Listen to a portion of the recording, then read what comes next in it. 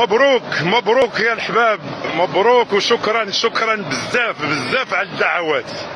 الحمد لله رب العالمين، انصفنا وشرفنا يعني الاطر الوطنيه المغربيه. الحمد لله ان ابناء الوطن استطاعوا انهم يدخلوا الاردن للتاريخ.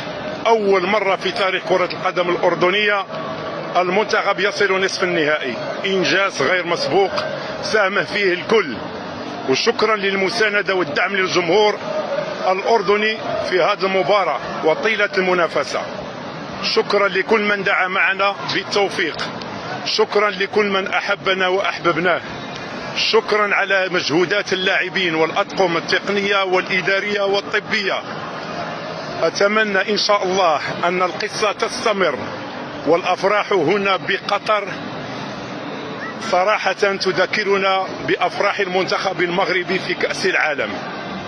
الحمد لله أبناء المغرب يتألقون، يجتهدون، يقاومون، ويعطون الدروس والعبر على أن التفاني في العمل والإخلاص وحسن النوايا تعطي النتائج بتوفيق من رب العالمين. أتمنى لكم أحبابي الكرام صحة وسلامة وعافية ومزيدا من الدعوات حتى نصل للحلم إن شاء الله. السلام عليكم من هنا، من قطر، من الدوحة، من استاد خليفة.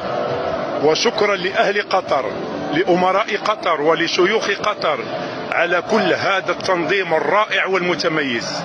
شكرا لكم، وأتمنى إن شاء الله أن نلقاكم ونحن في المباراة النهائية لهذه الكأس الآسيوية.